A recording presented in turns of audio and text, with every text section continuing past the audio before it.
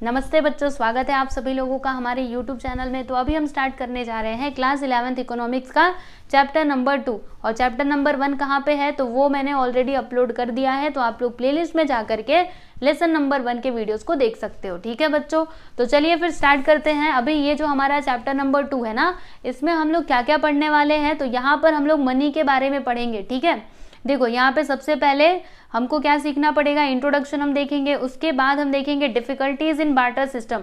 अच्छा, ये barter system क्या होता है, तो गुड्स के बदले गुड्स देना। ठीक है, पहले जब भी ये पैसा नहीं हुआ करता था तो लोग क्या करते थे, कोई सामान लेते थे और कोई सामान देते थे, यानी गुड्स के बदले गुड्स देना। इसको हम लोग क्या कहते हैं बच्चों, बार्टर सिस्टम। ठीक है, तो जब भी बार्टर सिस्टम था ना तो कई सारी परेशानियां भी वहां पे होती थी, तो वो सारी डिफिकल्टीज हम लोग यहाँ पे देखेंगे। ठीक है, लगभग यहाँ पे 5 पॉइंट्स हैं। उसके बाद हम क्या देखेंगे बच्चों, टाइप्स ऑफ मनी देखेंगे। ठीक है, मनी के जो अलग अलग टाइप्स होते हैं वो हम देखेंगे। फिर उसके बाद यहाँ पे क्या देखने वाले हैं, क्वालिटीज ऑफ मनी, यानी मनी की कुछ क्वालिटीज भी होती हैं बच्चों जिन्हें हम लोग देखने वाले हैं आगे। और इसके अलावा यहाँ पे हम लोग at last yes function of money देखेंगे। ठीक है, मनी के 3 फंक्शंस दिए गए हैं, प्राइमरी फंक्शन, सेकेंडरी फंक्शन और कंटीजेंट फंक्शन। ठीक है, तो ये भी हम लोग देखेंगे। एंड लास्ट में हमको देखना है बच्चों कंसेप्ट ऑफ ब्लैक मनी। ठीक है, तो ये पूरे लेसन में आपको ये सारी चीजें पढ़नी है। तो चलिए फिर स्टार्ट किया जाए। चलिए स्टार्ट करेंगे बच्चों, इंट्रोडक्शन थे।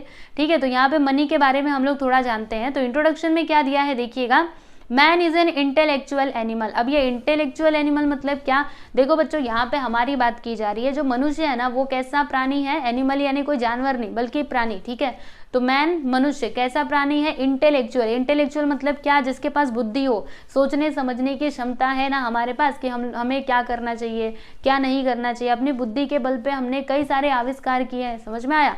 तो मनुष्य कैसा प्राणी है, तो इंटेलेक्चुअल प्राणी है। ठीक है, फिर मनुष्य ने क्या किया है बच्चों, कई सारे इन्वेंशंस किए हैं। तो जितने भी उन्होंने इन्वेंशंस किए हैं मनुष्य ने, तो इसमें सबसे इंपॉर्टेंट क्या है बच्चों, इंपॉर्टेंट और फंडामेंटल इन्वेंशन क्या है, तो मनी है। ठीक है, समझ में आ रहा है आपको, वही बात यहाँ पे लिखी गई है। The invention of money is one of the important and fundamental invention out of various inventions in the world. ठीक है, अभी देखो ये जो क्राउथर है वो क्या कहते हैं, according to Crowther there is a basic invention in each branch of knowledge, यानी जो भी ब्रांच के नॉलेज हैं अलग अलग, उसमें क्या होता है, कोई ना कोई बेसिक इन्वेंशन होता है। जैसे कि अगर मैं यहाँ पे साइंस की बात करूँ तो साइंस में बेसिक इन्वेंशन क्या हो गया बच्चों, फायर। ठीक है, invention of fire in science.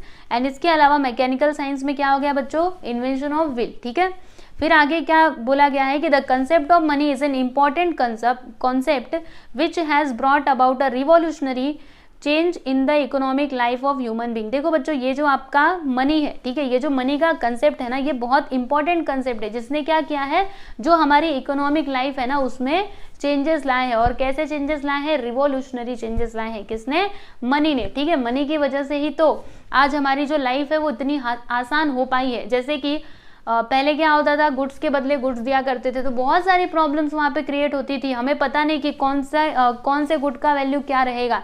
जैसे यहाँ पे 1 किलो चावल है और 1 किलो समझ लीजिए कोई और महंगी चीज़ है। ठीक है, 1 किलो चावल और 1 लीटर दूध, अब इन दोनों का वैल्यू हमको पता ही नहीं चलता था। 1 किलो के बदले 1 लीटर दे दिया है ना। देखो कुछ चीज़ें महंगी होती हैं, कुछ चीज़ें सस्ती होती थी, तो वहाँ पर हम लोग प्रॉपरली मेजरमेंट नहीं कर पाते थे। ठीक है, तो ये सारी प्रॉब्लम्स होती थी। लेकिन पैसा आने की वजह से हम लोग बहुत आसानी से मेजरमेंट कर सकते हैं। हमें पता है कि 1 किलो चावल कितने का मिलेगा और 1 लीटर दूध कितने का मिलेगा। ठीक है, समझे। तो वही बात है यहाँ पे कि इसकी वजह से, ये पैसे की वजह से हमारे जीवन में हमारा जो इकोनॉमिक लाइफ है वो बहुत ही अच्छा हो पाया है। इसमें रिवॉल्यूशनरी चेंजेस आए हैं। ठीक है, various goods and services are bought and sold with the help of money. बहुत सारे गुड्स एंड सर्विसेज है जिनको हम लोग ये मनी की मदद से क्या करते हैं बच्चों, खरीदते हैं, बेचते हैं। ठीक है, अपने वांट्स को सेटिस्फाई करने के लिए। Modern economy is dependent on money. जो हमारी मॉडर्न इकोनॉमी है it is totally dependent on money. Money के ऊपर क्या है बच्चों, dependent. Money which is in circulation today was created to reduce the difficulty in barter system. यानी कि मनी की वजह से ही जो हम क्या करते थे, बार्टर सिस्टम में जो डिफिकल्टीज फेस करते थे, ठीक है, तो वो डिफिकल्टीज को ओवरकम करने यानी उसको खत्म करने के लिए मनी को इन्वेंट किया गया। ठीक है, तो मनी की वजह से जो वो सारी प्रॉब्लम्स होती थी ना, अभी वो हमको नहीं होती है। ठीक है, जो बार्टर सिस्टम में प्रॉब्लम्स होती थी अभी हमको वो नहीं होती है, ओनली बिकॉज ऑफ मनी। समझा आपको। देखो यहाँ पे जैसे कि गुड्स के बदले गुड्स दिया जा रहा है, this is what, this is a barter system. समझ में आया। देखो जी, ये गुड्स दे रहे हैं और ये कुछ और दे रहे हैं, समझे। तो ये था आपका बार्टर सिस्टम। चलिए बच्चों अभी आगे चलते हैं और हम अपना अगला टॉपिक देखते हैं। तो अगला टॉपिक यहाँ पे क्या है बच्चों, देखिएगा, डिफिकल्टीज इन बार्टर सिस्टम। जैसे कि मैं आपको स्टार्टिंग से ही बोल रही हूँ कि बार्टर सिस्टम में बहुत सारे डिफिकल्टीज होती थी, परेशानियाँ होती थी, ठीक है। तो उनको हम लोग यहाँ पे देखने वाले। पहला तो ये होता था problem of double coincidence of funds. इसका मतलब क्या होगा, जैसे कि यहाँ पर देखिएगा बहुत ही अच्छा एग्जाम्पल दिया गया है। तो ये एग्जाम्पल की मदद से आपको बहुत अच्छे तरीके से समझ में आएगा। जैसे कि एक पर्सन है ए, इसके पास क्या है ना, क्लॉथ है और इसको क्या चाहिए, राइस चाहिए, ठीक है। ये पर्सन बी है जिसके पास राइस है लेकिन इसको क्लॉथ नहीं चाहिए, ठीक है। तो अब ए को किसकी जरूरत है भाई, बोलो, राइस की, ठीक है। तो अगर ये बी से राइस लेगा तो इसके बदले में ये इसको क्या देगा, क्लॉथ देगा, लेकिन इसको तो चाहिए ही नहीं। तो बताओ यहाँ पे प्रॉब्लम क्रिएट हुई कि नहीं। मतलब जिसकी ज़रूरत मुझे नहीं है, अगर वो चीज़ आप दे रहे हो तब तो यहाँ पे प्रॉब्लम क्रिएट होगी ना। जैसे इसको कपड़ा नहीं चाहिए लेकिन वो क्या कर रहा है, क्योंकि राइस लेगा तो क्लॉथ देगा। समझ में आ रहा है कि नहीं। तो कोई ज़रूरी नहीं है कि जो चीज़ आपको चाहिए वो मेरे पास हो, ठीक है। समझ में आ रहा है आपको। तो वही बात यहाँ पे लिखी गई है कि problem of double coincidence of wants, यानी जो तुम्हें चाहिए कोई ज़रूरी नहीं कि वो मेरे पास हो। समझ रहे हो, क्योंकि हर एक लोगों के पास अलग अलग चीज़ें होती हैं, ठीक है। और सबकी ज़रूरतें भी क्या होती हैं बच्चों, अलग अलग होती हैं। इसका एक्सप्लेनेशन आप देख सकते हो, वही बात बताई गई है जो आपको मैंने बताया। Lack of double coincidence of wants was one of the major limitations of barter system, ठीक है। लिमिटेशन यानी क्या होता है, डिसएडवांटेज, ठीक है। फिर ये एग्जाम्पल दिया गया, जो मैंने आपको एग्जाम्पल समझाया ना बच्चों पर्सन ए और बी का, तो वही दिया है। एक बार इसको रीड कर लीजिएगा, आपको समझ में आ जाएगा, ठीक है।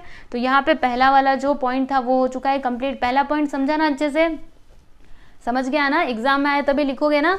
चलो अभी आगे चलते हैं बच्चों। दूसरा पॉइंट यहाँ पे क्या है, lack of common measure of value. अब ये क्या है बच्चों, जैसे कि हम लोग क्या कर सकते हैं, अभी तो हमारे पास पैसा है तो हम लोग क्या कर सकते हैं, मॉनेटरी टर्म्स में किसी भी गुड्स का जो वैल्यू है उसको हम लोग मेजर कर सकते हैं। लेकिन जब ये मनी नहीं हुआ करता था तब कैसे हम लोग मेजर करें, राइस और दूध दोनों का जो कीमत है ना वो अलग अलग होता है। कुछ चीज़ सस्ती होती है, कुछ चीज़ महंगी होती है। समझ में आ रही है कि नहीं। तो वहाँ पे ये प्रॉब्लम आती थी कि हम लोग कैसे किसी भी गुड्स का वैल्यू डिसाइड करें।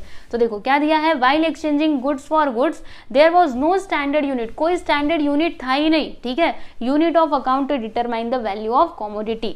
For example it was difficult to compare 2 litres of milk with 2 kilogram of rice. यानी कि एग्जाम्पल में बहुत अच्छा दिया गया है, जैसे कि 2 लीटर मिल्क है और 2 किलोग्राम क्या है बच्चों, चावल है। तो दोनों को आप कैसे कंपेयर करोगे, कैसे पता लगाओगे, ठीक है, कि अगर मुझे 2 किलो ये राइस चाहिए तो मुझे कितना दूध देना पड़ेगा। तो वहाँ पे ये जो वैल्यू है ना, वैल्यू के मेजरमेंट में प्रॉब्लम होती थी, ठीक है, जब भी बार्टर सिस्टम था तभी। समझे, अच्छे से समझा ना। दूसरा पॉइंट भी यहाँ पे क्लियर हुआ।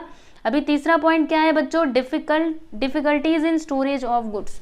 जैसे कि अभी किसी को मैंने कुछ सामान दिया, उसने मेरे को ना कोई पेरिशेबल गुड्स दे दिया, जैसे कि उसने मेरे को दूध दे दिया, ठीक है। अब दूध को क्या करना पड़ेगा, बताना जरा। दूध कैसी चीज़ है, वो पेरिशेबल है, यानी कि अगर हम उसको मतलब यूज़ नहीं करेंगे और रख देंगे ऐसे ही तो वो ख़राब हो जाएगा, ठीक है।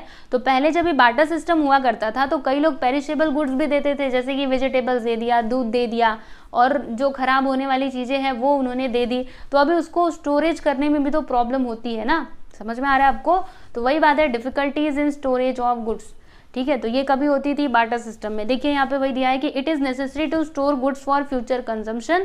यानी अगर आपको किसी गुड्स को फ्यूचर में कंज्यूम करना है तो आपको उसे स्टोर करके रखना पड़ेगा। Sometimes due to perishable nature of certain goods it was difficult to, जैसे कि अगर किसी ने आपको गेहूँ दिया, चावल दिया, उसको आप आसानी से स्टोर करके रख सकते हो क्योंकि वो ज़्यादा दिन तक चल सकता है। लेकिन अगर किसी ने आपको वेजिटेबल्स दे दिया या फिर आपको किसी ने दूध दे दिया तो उस टाइम पे आपको प्रॉब्लम का सामना करना पड़ सकता है। तो वही बात है यहाँ पे कि certain goods it was difficult to store them for future. Perishable commodities like milk, egg, fish, vegetables etcetera were difficult to store, ठीक है, इनको स्टोर करना डिफिकल्ट था।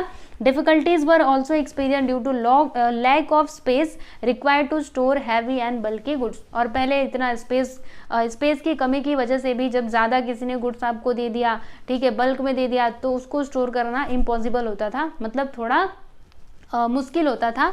इसके लिए ये जो बार्टर सिस्टम है वो धीरे धीरे करके दूर हुआ। ठीक है बच्चों, तो ये है आपका तीसरा पॉइंट। आई होप सो कि आप लोग को समझा रहेगा। फिर यहाँ पे अगला पॉइंट है आपका इनडिविजिबिलिटी ऑफ सर्टेन गुड्स। अब इसका मतलब क्या है, डिविजिबल यानी क्या होता है। अगर मैं आपसे पूछूं डिविजिबल ऑफ 3 बताइए तो आप सीधे सीधे बता दोगे, है ना। मैथ्स में तो एक्सपर्ट हुई, बताओगे 3 है, 6 है, 9 है, 12 है, 15 है, ये सभी क्या है, डिविजिबल ऑफ 3। तो डिविजिबल ऑफ 3, डिविजिबल मतलब क्या होता है, डिवाइड करना, छोटे छोटे टुकड़ों में उसको क्या करना, डिवाइड करना। ठीक है, और इनडिविजिबल मतलब क्या होता है, जिसको हम डिवाइड ना कर सके। ठीक है, तो बार्टर सिस्टम में क्या होता था, जैसे कि कई सारे मतलब एक्सचेंज के मीन्स ऐसे थे जिनको हम लोग डिवाइड नहीं कर सकते। जैसे कि एग्जांपल लेते हैं, अगर किसी के पास गोट है, ठीक है, किसी के पास बकरी है, अब उसके थ्रू क्या करना है, उसको एक्सचेंज करना है, तो क्या वो गोट को, जैसे कि यहाँ पे बहुत अच्छा एग्जांपल दिया गया है। ठीक है, एग्जांपल से समझो तो ज़्यादा अच्छे से समझेगा, और आपके टेक्स्ट बुक में बहुत ही अच्छे अच्छे एग्जाम्पल्स दिए गए हैं।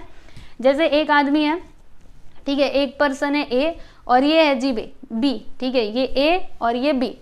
अब इनके पास ना एक पूरा 1 बोरी भर के चावल है और इनके पास एक बकरी है। ठीक है, अब ये जो है ना, ये बी, इनको क्या चाहिए, बस आधा बोरी ही चावल चाहिए, पूरा नहीं चाहिए। अगर पूरा इनको चाहिए रहता तो पूरा देते और पूरी बकरी इनको दे देते। ठीक है, तो ये तो आसान हो जाता, लेकिन इनको आधा ही चाहिए, पूरा नहीं चाहिए। अब क्या किया जाए, तो वो तो आधा चावल निकाल करके इनको दे देंगे, लेकिन अब ये जो बकरी है उसको आधा काट करके दिया जाएगा। बोलो ऐसा पॉसिबल है क्या, नहीं ना। हम उसको डिवाइड नहीं कर सकते, क्योंकि वो क्या है, वो लिविंग थिंग है। अगर उसको डिवाइड करने जाओगे बस उसका काम तमाम हो जाएगा।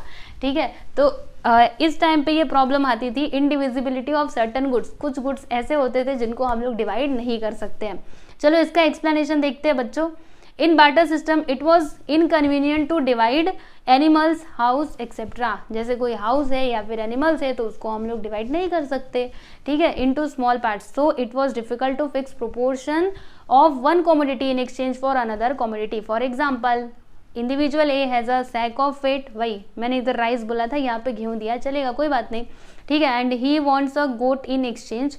इंडिविजुअल बी, वही जो मैंने आपको बताया बच्चों, वही एग्जाम्पल दिया गया है। तो आप लोग अगर रीड करोगे आपको समझेगा, नहीं समझेगा तो मैंने आपको बताया ही, जो एग्जाम्पल दिया वही यहाँ पे दिया गया है। ठीक है, अब देखो बच्चों, यहाँ पे लास्ट जो प्रॉब्लम है ना, वो क्या है, problem of making deferred payments. अच्छा, डेफर्ड पेमेंट का मतलब क्या होता है, फ्यूचर में पेमेंट करना। जैसे आज मैंने हम लोग क्या करते हैं, जैसे बैंक से लोन लेते हैं तो बैंक को क्या बोलते हैं कि हम आपसे इतना पैसा ले रहे हैं, अभी हम आगे क्या करेंगे, आपको बाद में ये जो आपके पैसे हैं वो हम धीरे धीरे करके लौटा देंगे। ठीक है, तो डेफर्ड पेमेंट मतलब क्या, फ्यूचर में पेमेंट करना। ठीक है, तो जब ये बार्टर सिस्टम हुआ करता था तो फ्यूचर में लोगों को जैसे कुछ भी आज उन्होंने सामान ले लिया, अभी बोल रहे हैं कि हम आपको फ्यूचर में क्या करेंगे, जो हमारा इसके बदले का जो गुड्स है वो हम आपको फ्यूचर में देंगे। तो कैसे दोगे, कितना दोगे, कुछ समझ में नहीं आ रहा है। जैसे आज तो लोन का रीपेमेंट करना होता है तो हमको पता है कि पैसा देना है, लेकिन तभी गुड्स के बदले गुड्स एक्सचेंज हुआ करता था ना, तो वहां पे प्रॉब्लम्स क्रिएट होती थी। समझ में आ रहा है आपको। तो problems of making deferred payments, देखो यहाँ पे एक्सप्लेनेशन में क्या दिया है, deferred payment means payment to be made in future. ठीक है, फ्यूचर में जो पेमेंट मिले उसको हम लोग क्या कहते हैं, डेफर्ड पेमेंट कहते हैं। ठीक है, repayment of loan was difficult due to exchange of commodities. ठीक है, अगर आज किसी से सामान ले लिया, बाद में देने के लिए बोला, तो कमोडिटीज के बदले कमोडिटीज दिया करते थे ना, तो वहाँ पे प्रॉब्लम होती थी, क्या देना है, कितना देना है, कितना कितना करके दिया जाए, थोड़ा थोड़ा, ज़्यादा ज़्यादा। वैसे अगर किसी को पेरिशेबल गुड्स देना है तो जैसे पेरिशेबल गुड्स अगर ले जा करके देंगे उनको, ठीक है, तो उसके खराब होने के चांसेस भी हैं। देखो यहाँ पे एग्जाम्पल में वही दिया है कि it was difficult to repay the perishable goods in the same condition in future. ठीक है, समझा आपको। तो ये टोटल 5 पॉइंट्स है बच्चों जिन्हें आप लोग को याद रखना है। बाकी इसका एक्सप्लेनेशन आप खुद से ही लिख सकते हो। ठीक है, एग्जाम्पल्स को याद रखना, बस मेरी बात मानना, फिर आपको इकोनॉमिक्स बहुत सिंपल लगेगा। तो चलो बच्चों, एक बार हम लोग रिवाइज करते हैं फटाफट से। 5 डिफिकल्टीज है। पहला, problem of double coincidence of wants, यानी जो आपको चाहिए कोई जरूरी नहीं कि वो मेरे पास हो, राइट। दूसरा, lack of common measure of value, यानी हम लोग किसी भी गुड्स का जो वैल्यू है वो प्रॉपरली नहीं कर सकते थे, वैल्यूएशन नहीं कर सकते थे। फिर तीसरा, difficulty in storage of goods, goods का स्टोरेज करके रखना मुश्किल था। फिर तीसरा, चौथा है इनडिविजिबिलिटी ऑफ गुड्स, कई सारे गुड्स ऐसे थे जिनको डिवाइड नहीं किया जा सकता था, जैसे कि लिविंग, ये गोट हो गया, काऊ हो गया, हाउस हो गया। ठीक है, फिर लास्ट था problem of deferred problem of making deferred payments, यानी फ्यूचर में अगर पेमेंट करना है तो उसमें भी प्रॉब्लम होती थी। ठीक है बच्चों, समझ में आया आपको? तो difficulties of barter system, I hope so आप लोग को ये वाला जो पॉइंट है वो क्लियर हो गया होगा। हुआ कि नहीं बच्चों? यस एवरीवन, यस और नो? कमेंट करके जरूर बताना, हाँ पक्का। तो सुनो आपको समझा देती हूँ, अगर आपके एग्जाम में ये क्वेश्चन आता है कि आप बताइए डिफिकल्टीज इन बार्टर सिस्टम, तो आप सबसे पहले क्या करोगे ना बच्चों, सुनो बार्टर सिस्टम को देखो, अगर आपको अच्छे नंबर चाहिए, आप चाहते हो कि आपको अच्छे नंबर मिले, तो आपको क्या करना पड़ेगा, सबसे पहले बार्टर सिस्टम के बारे में थोड़ा सा बताइए। बार्टर सिस्टम मतलब क्या होता है? It refers to exchange of goods for goods, यानी गुड्स के बदले गुड्स दिया, तो उसको हम लोग क्या बोलते हैं? Barter system. ये लिखना, और फिर उसके बाद ये जो 5 डिफिकल्टीज है ना, वो आप लिख सकते हो प्रॉपरली, पॉइंट लिखने का, फिर उसके अंदर का एक्सप्लेनेशन लिखने का, कुछ एग्जाम्पल्स आप अपने मन से इंक्लूड कर सकते हो।